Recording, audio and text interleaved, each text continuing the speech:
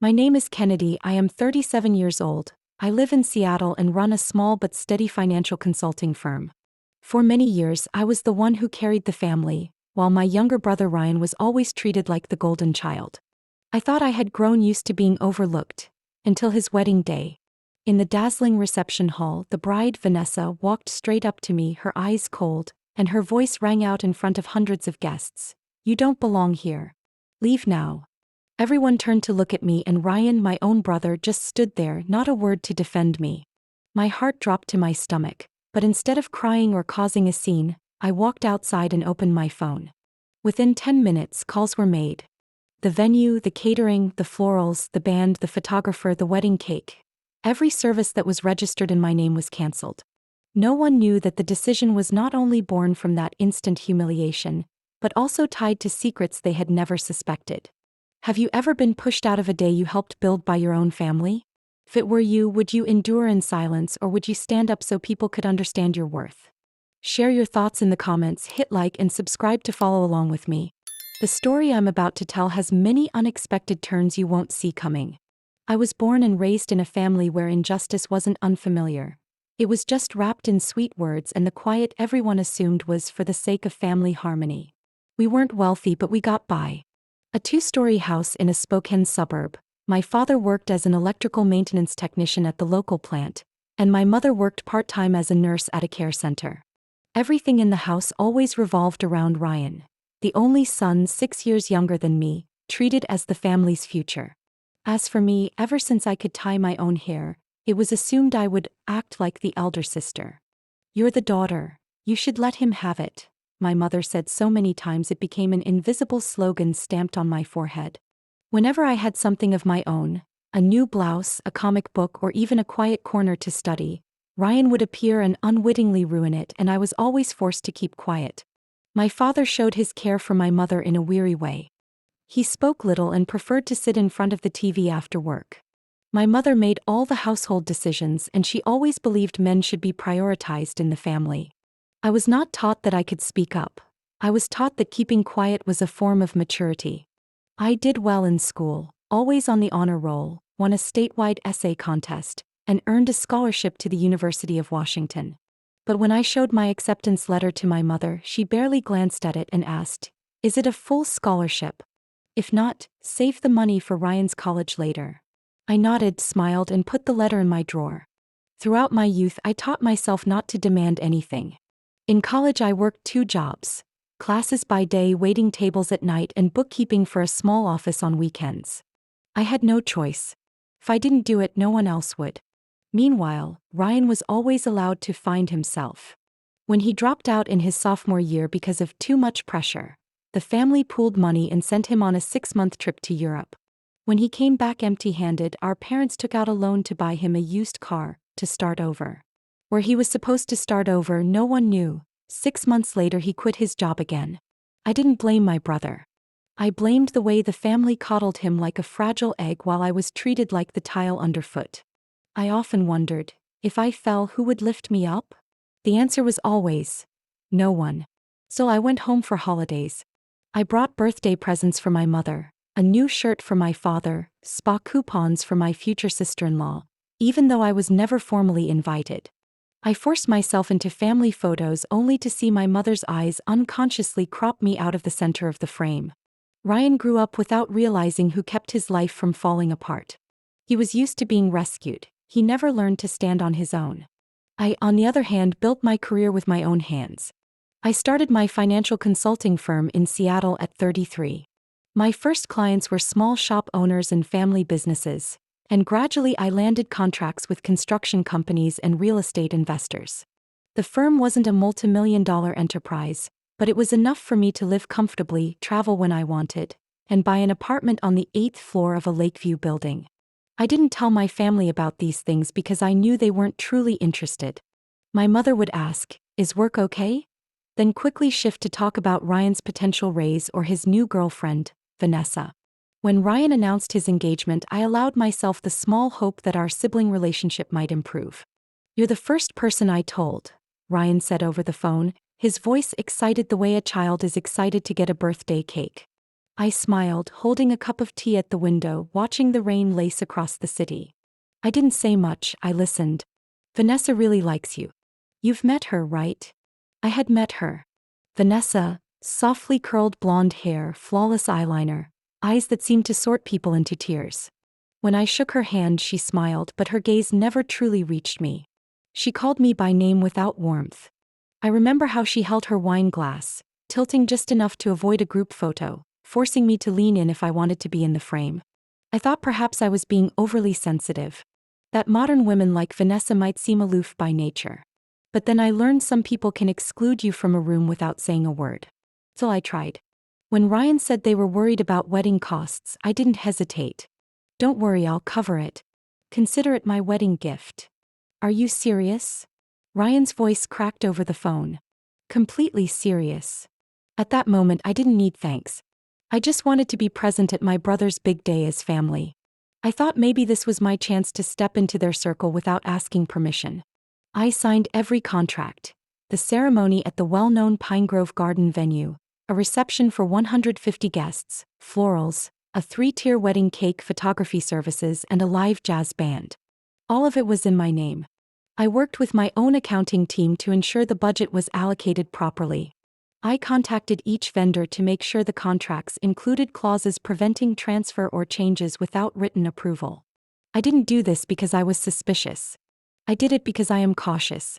Years of having to prepare for the unexpected taught me that being prepared is not paranoia. It's survival. And I had suffered too many losses to be careless. I never imagined the contracts I put in place would later serve as shields against my own blood. But the day came, and it did not begin with a slap or an argument. It began with a sentence, in the middle of the wedding, while hundreds of eyes were on me.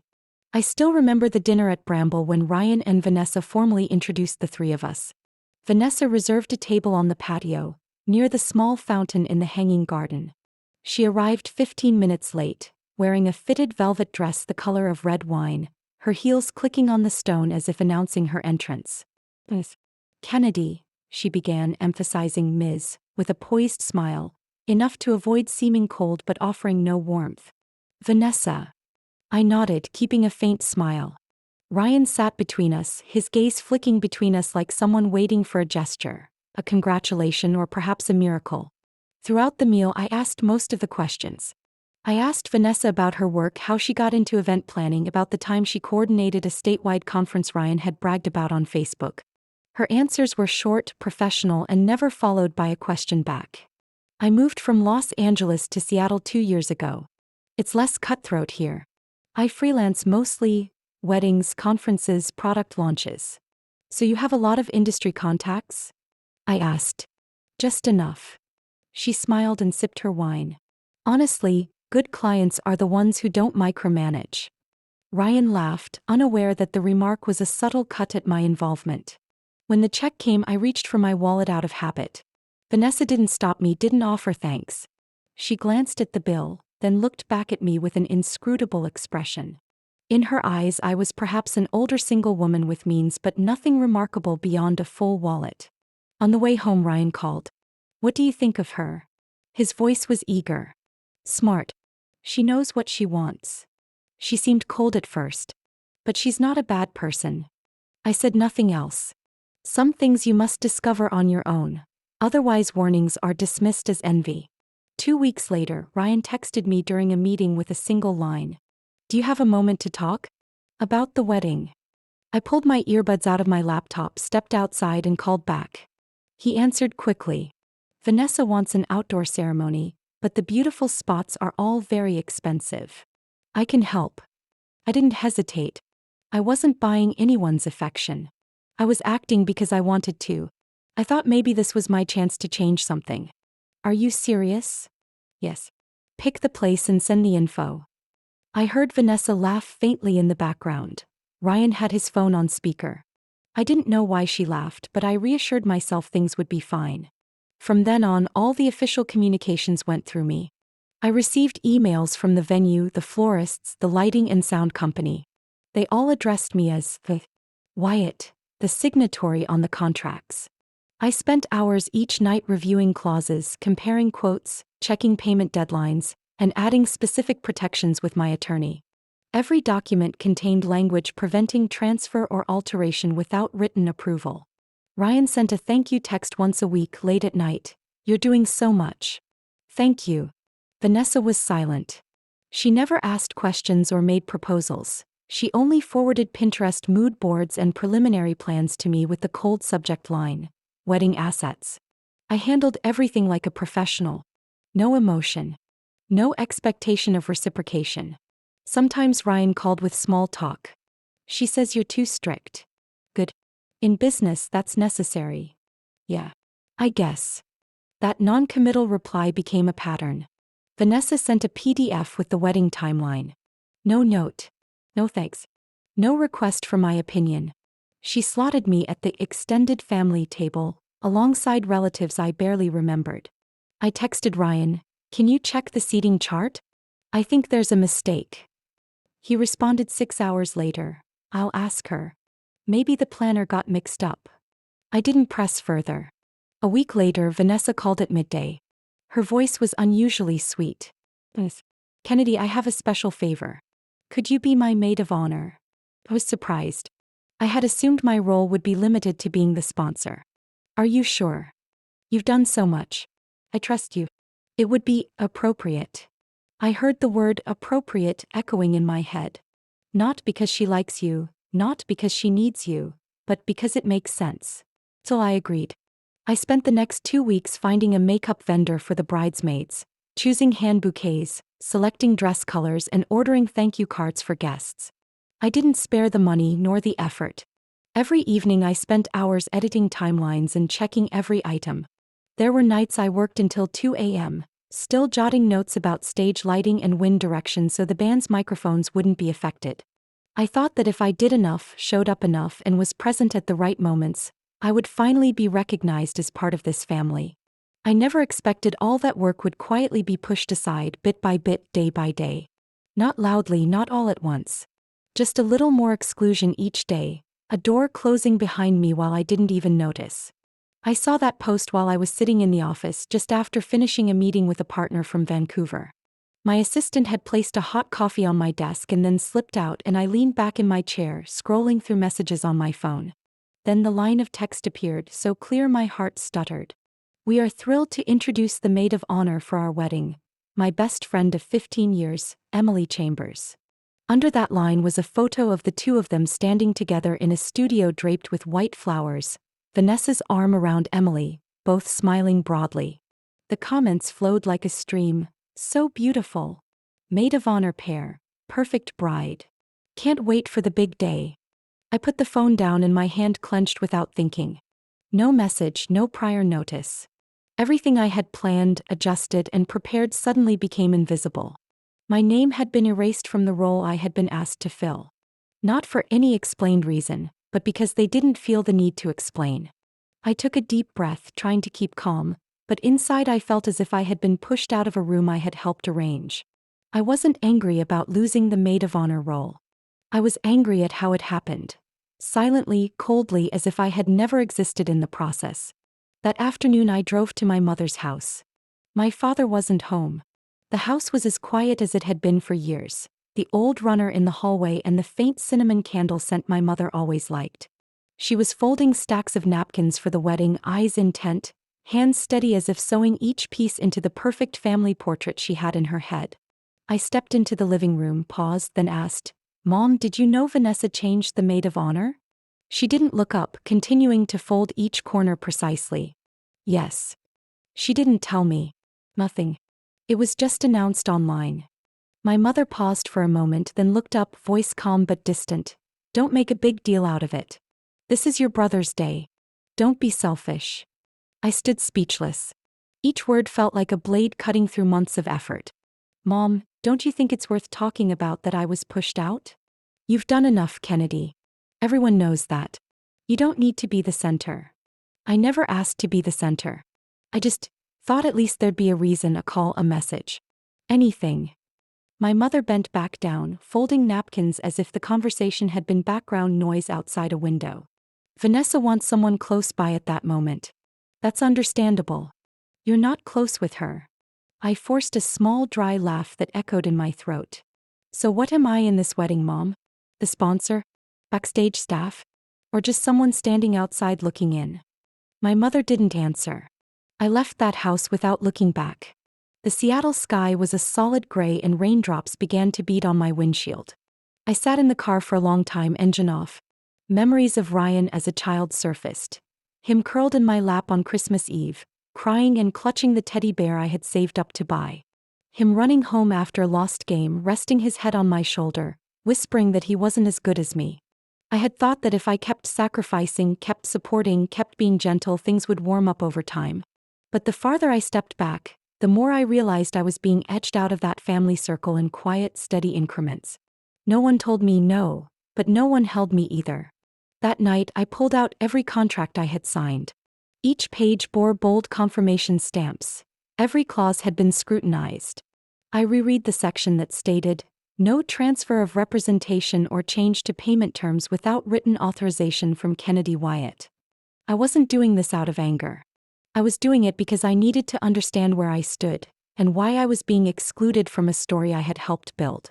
There was something about how Vanessa changed plans without saying a word that made me suspicious. Was this merely pre-wedding stress? Or was it from the start a test? An attempt to see how easily I could be manipulated, how readily I would accept being pushed aside. I opened my phone and typed Emily Chambers' name. Her profile popped up immediately. It wasn't hard to see that Emily co-founded a small communications firm that specializes in event planning and PR for brands in Seattle. A recent post read, "So glad to be part of the wedding of our lovely clients, Vanessa Ryan." I read every line. In the behind-the-scenes images, Vanessa and Emily were reviewing backdrop designs, tasting menu samples, and curating the songs for the walk down the aisle. I looked at my hands. Ink smudges still marked my fingertips from annotating timelines and ticking off vendor checklists. And during that same stretch of time, I had been quietly replaced step by someone else. Someone who had been involved from the beginning, simply waiting for the right moment to present herself publicly. I was sitting in my office, the warm yellow lamp light washing over stacks of contracts on the desk, when my phone rang. The screen showed Rachel Callahan's name. I was a little surprised. It had been nearly 7 years since we last spoke. Rachel had been my closest friend at Stanford, the one who'd witnessed everything during my 4-year relationship with Lucas Brennan, a relationship we thought would lead to marriage, until it shattered without warning. I picked up. Rachel's voice came like an old memory. Sorry for calling out of the blue, but do you have a minute? I set my pen down. Yeah. What's up? Do you remember Vanessa Campbell? Her voice trembled. My heart started beating faster. I could hear the fluorescent lights humming above me as if the room froze. That name sounds familiar. Why? I was scrolling through your brother's wedding photos on Instagram. Seeing the bride's face nearly stopped me. She's the woman who ruined things between you and Lucas years ago. She used to be an intern at Lucas's company. It was her. I held my breath. My head spun as blurred details sharpened into focus.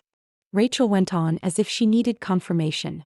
Do you remember when Lucas suddenly broke up with you for no clear reason and moved to San Francisco to head a new branch?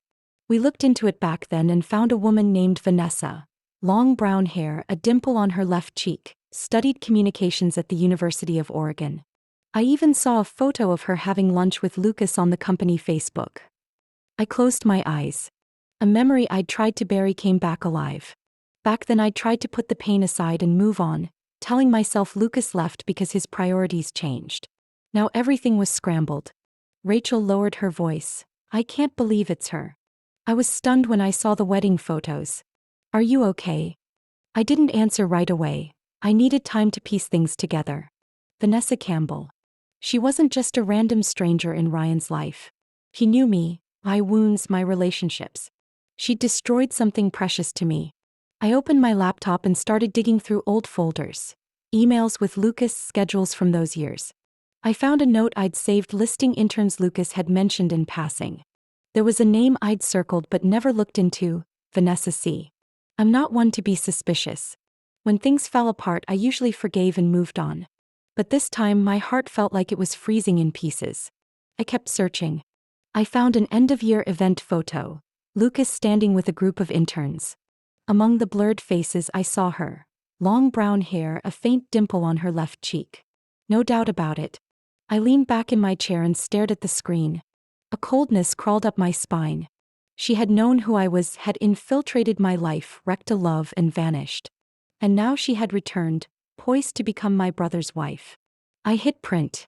Holding the printed photo in my hand, I compared it to the wedding invitation Ryan sent. An image of the couple beneath a stand of red maples, Vanessa leaning on my brother's shoulder, eyes shining like a woman in love. Everything looked too neatly orchestrated.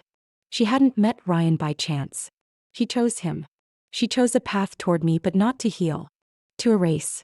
I sat in that room for hours holding one question. Why? Why would a woman like Vanessa, clearly successful and steady, take step after step into my family?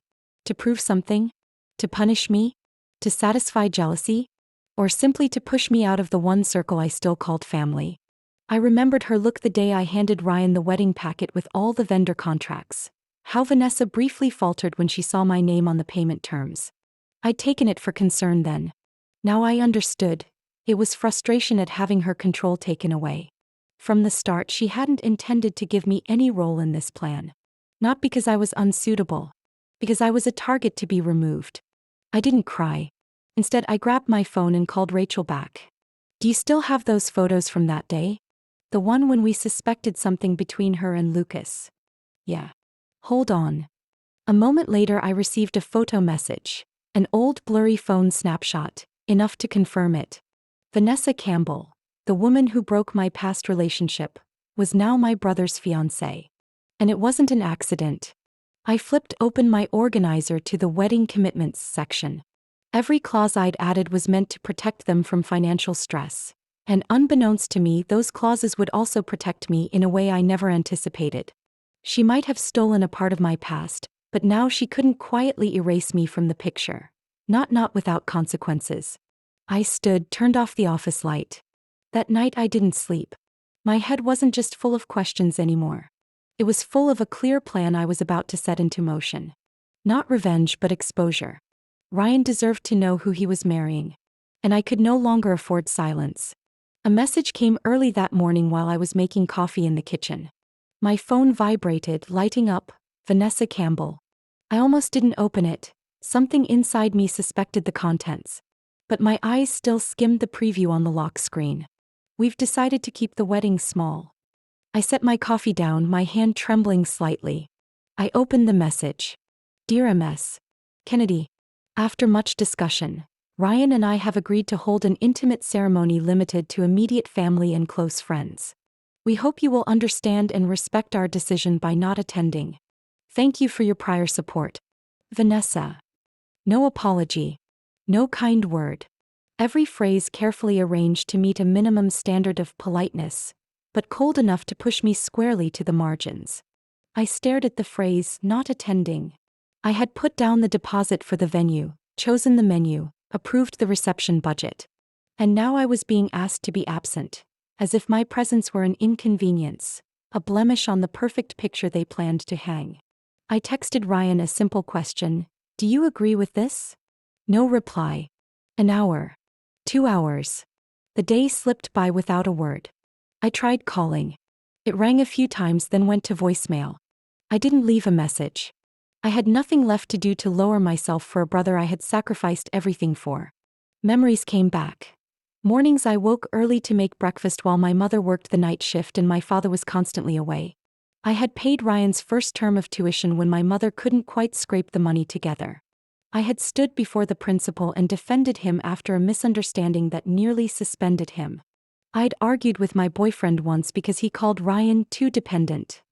Now Ryan chose silence. And that silence hurt more than any accusation.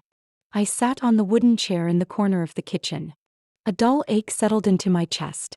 It wasn't about being excluded from a ceremony. It was that the brother who once put his trust in me had sided with an outsider.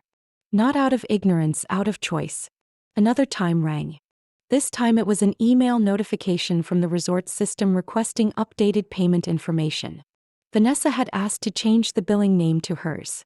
But the account under my name still contained the clause, no transfer, no cancellation without written authorization from the original payer. That meant I had the right to keep things as they were or to suspend everything. I opened the bundle of contracts to review.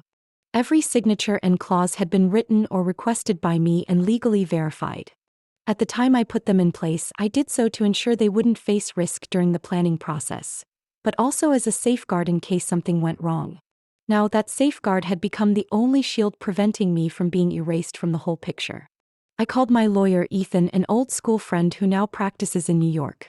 Ethan, if I leave all the clauses intact, can they still hold the wedding? I asked.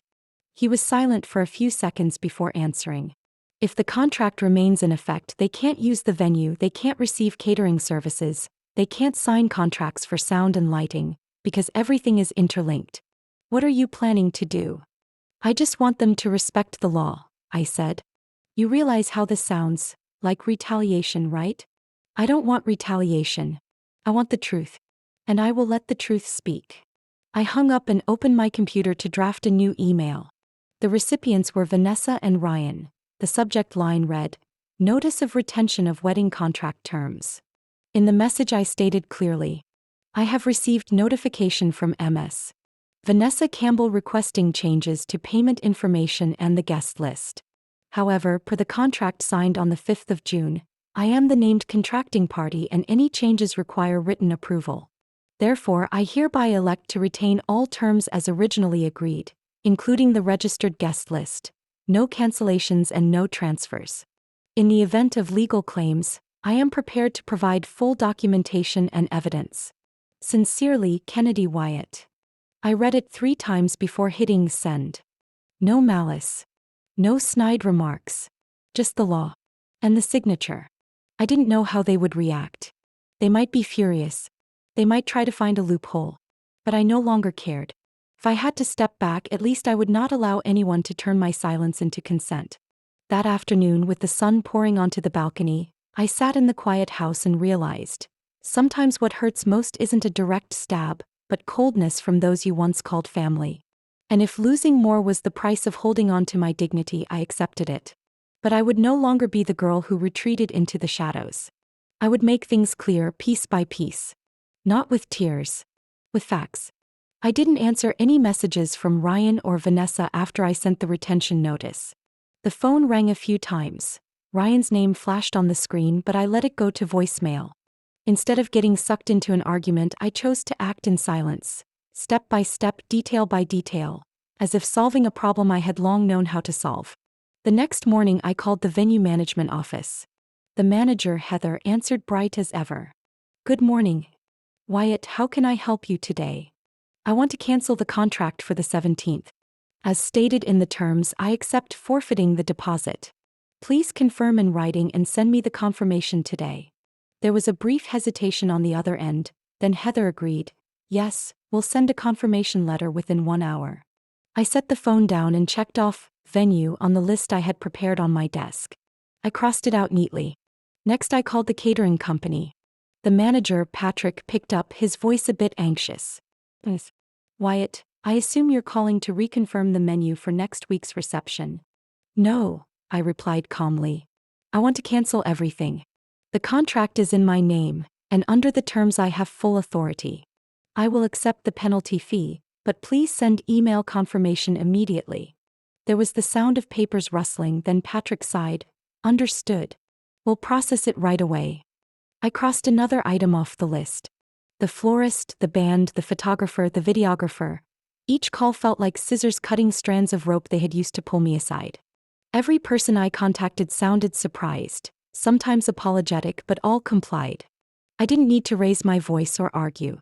I simply cited the contract, the reference numbers, the dates, signatures, and kept a steady silence. When it was all done, I sat before a stack of paperwork. On the desk were invoices, cancellation receipts, printed confirmation emails, all collated into neat folders. I packed them into a leather case labeled "Wedding Legal." Each page felt like a shield to protect me from any accusations later. Still, I didn't underestimate Vanessa's boldness. She was smart and she knew how to turn things into a narrative that favored her. I anticipated she would try to twist family opinion, even threaten legal action. So I called Ethan, My old friend and the attorney I trusted. He answered, his voice steady.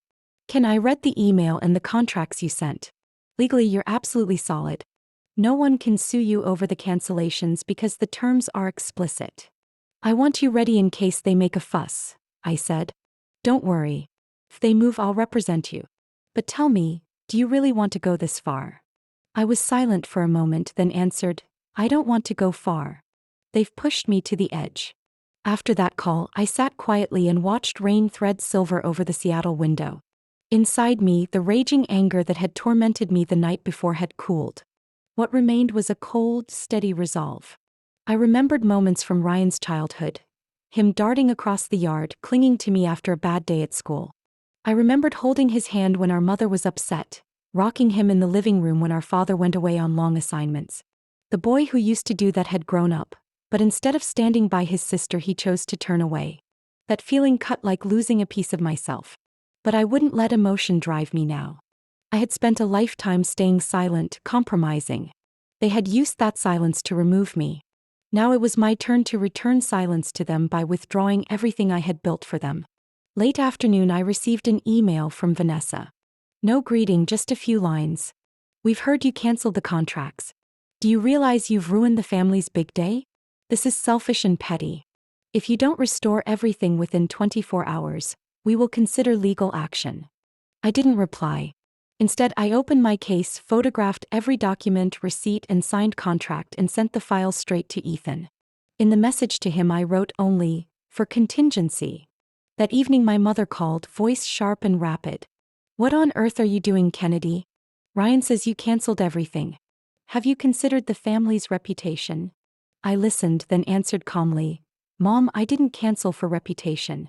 I canceled because they erased me from the day I paid for. They told me I didn't belong there. Let's see whether the wedding still belongs to them. There was a catch in her breath on the other end. She exhaled and snapped, You're making yourself look worse.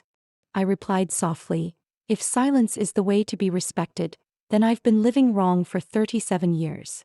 I hung up the phone without shaking. That night I sat at my desk and recorded every action, every call, every hour. Each line in my notebook was evidence that I was no longer the quiet shadow behind them. I didn't shout, beg, or create disorder. I simply reclaimed what was mine. Outside, the rain stopped, and in that hush I felt my heartbeat steady. A new chapter doesn't need a declaration. It begins with tidy contracts and the resolve of a woman who is used to being sidelined. The next morning the sky was leaden as if warning of what was to come. I sat in my quiet apartment, a steaming cup of coffee on the table. Time seemed to slow. I wasn't at the venue that day, but I knew every minute of what was unfolding because the contracts were in my hands. At 10 a.m., the first guests began to arrive at the upscale resort outside Seattle. They were dressed in lavish outfits, carrying congratulatory flowers and neatly wrapped gifts. Instead of a fleet of welcome staff and a gorgeously decorated lobby, they stood before locked iron gates. A posted sign read, Venue temporarily closed. We apologize for the inconvenience. Murmurs spread quickly. A middle-aged guest tried the hotline number on the sign. The receptionist confirmed, the booking was canceled last week. There is no wedding taking place today. Meanwhile, Ryan and Vanessa had just arrived. The rental car stopped and a door opened. Vanessa stepped out in a tiered white gown. Her radiant smile froze when she saw a scattered crowd and puzzled faces. What is going on? Vanessa cried, her voice sharp. Ryan rushed to pound on the gate and shouted for staff. Inside there was silence, only a few landscapers packing up. One poked his head out and called, Sorry, the wedding's been canceled. We have no other instructions. Vanessa went pale and turned to Ryan, But you told me they confirmed everything. Ryan stammered, I thought everything was fine. You texted me to tell Kennedy to handle it, remember? My name crossed their lips and I pictured the panic spreading. Within minutes, a flurry of calls began. Vanessa phoned the catering company. Patrick answered, Wyatt canceled the contract. There are no services scheduled for today. Ryan dialed the photographer. Same response. We received cancellation instructions from the named contracting party, Kennedy Wyatt. They scrambled to call florists, sound technicians. The answer never changed, The contract has been terminated. It cannot be reinstated. Guests grew impatient. Some complained loudly. Others called for rides home. Vanessa's family was mortified, unable to believe this was how the wedding was arranged. Vanessa's mother, Ellen, pointed and shouted toward Ryan in the crowd. "Your family has humiliated us. All these guests came and this is how you organize a wedding." Vanessa broke down, mascara streaking her face. Ryan stood numb, too exhausted to defend himself. Meanwhile, my phone kept buzzing. My mother's number flashed. I let it ring a few times before answering. "What did you do, Kennedy?" Her voice was taut, almost a scream. I lifted the coffee cup and answered calmly, "I'm merely taking back what was rightfully mine. If they want to get married, they can handle it themselves." There was a 1-second silence on the other end, then she shouted, "You're destroying the whole family." I gave a faint smile. "No, Mom. I'm just stopping carrying the burden. They chose to discard me first." I hung up. By midday, social media was full of the news. Some guest had filmed the locked gate and the shouting. The clips spread like wildfire with countless mocking comments. Everyone was stunned that a lavish wedding had turned into an empty fiasco. Vanessa's family scrambled to find alternatives and ended up rushing to City Hall to file paperwork. Images of the bride in a wrinkled gown, exhausted, and the groom awkwardly signing documents were snapped by attendees and shared on local forums. Comments flooded in. Thought this would be at a luxury resort, but they ended up signing at City Hall. I sat in front of my screen watching quietly. I didn't feel triumphant or gleeful. Just a cold sensation like a wind after a long rain. That afternoon Ryan called. I wasn't going to pick up, but my hand moved on its own. "How could you do this?" My brother's voice was hoarse, a mix of anger and despair. "You stayed silent when others pushed me out. Then accept the consequences," I said. "We've lost everything. Vanessa has no face to show to her family anymore." "What do you want from us?" he said. I inhaled slowly and answered in a measured voice, "I want nothing. I've already given." But when they told me I didn't belong, I just returned the silence they demanded. Nothing more, nothing less. Ryan choked, then hung up. I leaned back in my chair and closed my eyes. A strange calm rose inside me. The wedding had collapsed, but for me that wasn't an ending. It was the beginning of what they would have to learn. No one can keep taking advantage of someone who has carried everything forever. The next morning I put on a simple blue dress and quietly went to City Hall. Not because I wanted to witness it, but to remind myself. I had stepped out of the role they had forced me to bear my whole life. The main hall was cramped, pale light filtering through old glass panes. No band, no flowers, just a few folding chairs arranged in rows. A handful of guests sat scattered, faces disappointed. Some sighed, some stared at their phones, others whispered. Vanessa entered in a wrinkled white dress, eyes shadowed from crying. Ryan walked beside her, pale, shoulders hunched as if bearing a heavy load. They sat in the front row trying to keep composure, but shame was obvious. The officiant held the paperwork and began in a steady voice, "We will now begin the marriage registration." No one smiled, no applause. I sat near the back, watching silently. Gradually, guests began to look at me as if recognizing the missing piece. I said nothing, just kept a steady gaze. Midway through the ceremony, when the officiant asked the ritual question, Aunt Caroline stood up. She was in her 60s, hair neatly pinned, small in stature but her voice clear. "Sorry, but I cannot sit quietly." She turned to Ryan and Vanessa. "You kicked your own sister out of the very day she built for you. Aren't you ashamed?" The room fell silent. Ryan froze, Vanessa clenched her mouth, cheeks flushing. Aunt Caroline continued, "I postponed my treatment to be here, thinking this would be a family celebration. All I see is selfishness. Kennedy did everything and was tossed aside like a stranger. This wedding means nothing now but a sham." Murmurs rose. One guest nodded softly. Another whispered to his wife, "She's right." Vanessa forced a smile. "Aunt, we didn't mean." Caroline cut in, voice hard, "Don't make excuses. There's a limit. A marriage that starts by trampling on the one who sacrificed for you won't last." Ryan bowed his head, his hands clenched white. The officiant awkwardly cleared his throat, trying to move the ceremony along. But the atmosphere had changed.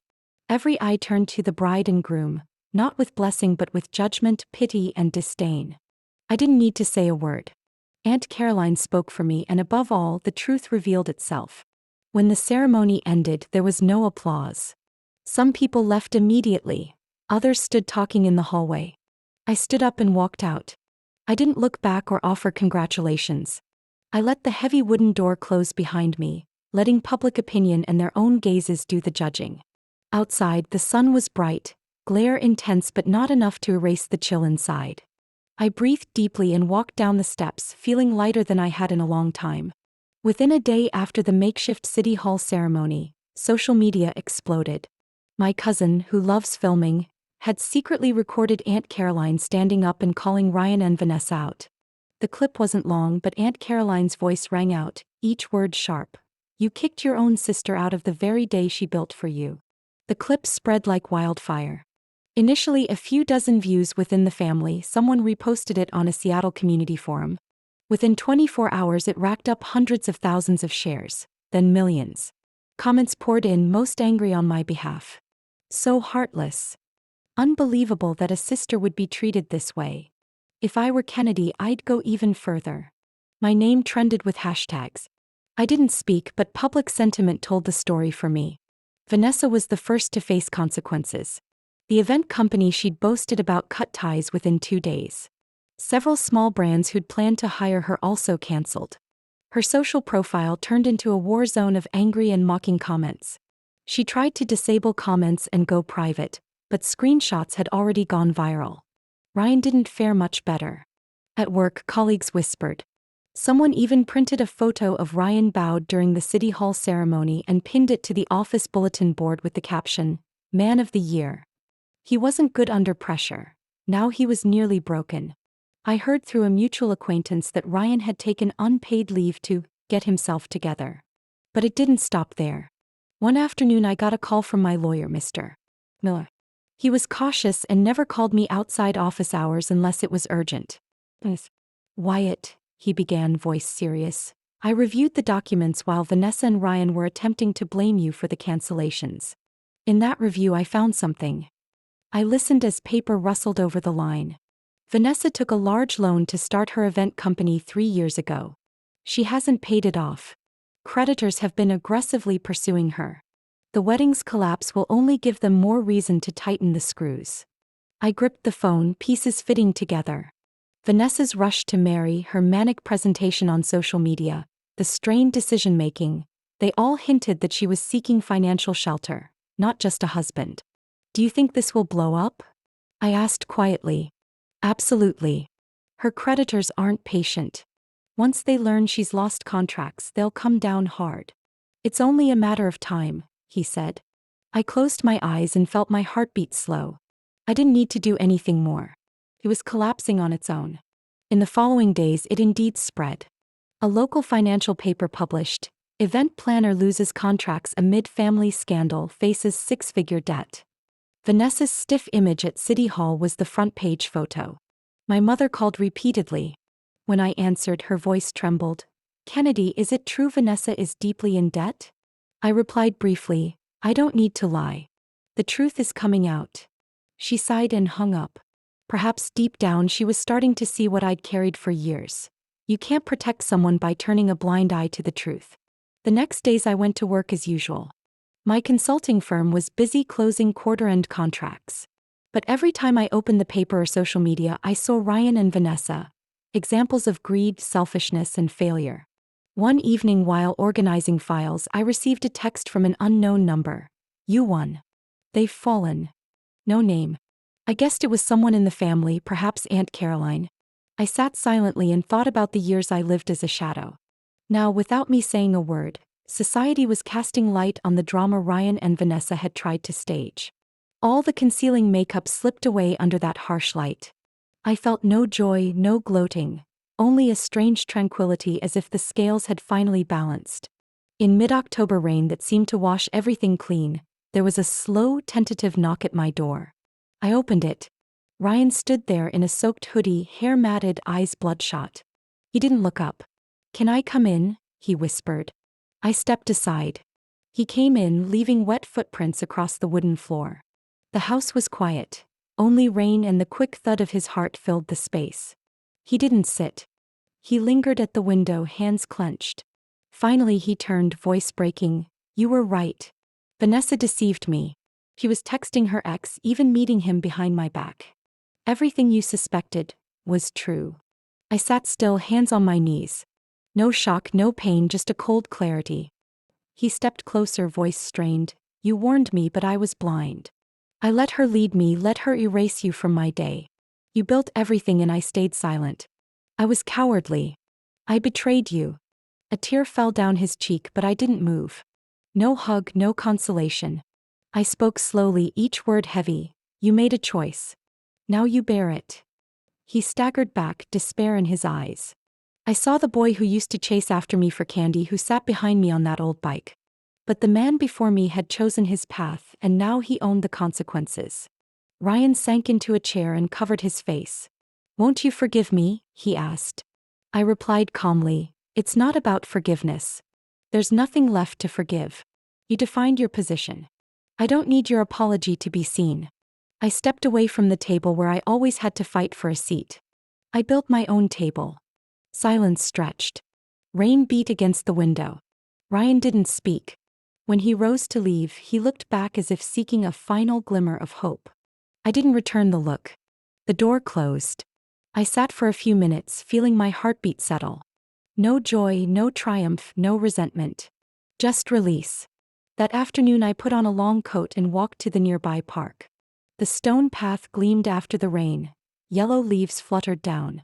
Children laughed at the playground. The scent of wet earth cooled the air. I lifted my face to the sky. The sunset broke through gray clouds, the last rays spilling like cracks in an old wall. I paused on a wooden bench, fingertips brushing flaking paint. A new feeling rose, freedom. No longer the need to prove myself to family, no more ache from lack of recognition. I didn't need a seat at anyone's table anymore because I had built my own, steady, wide enough for those who truly valued me. I inhaled the long evening breath as light warmed my face. After years living in Ryan's shadow, I had stepped out. This time I didn't look back.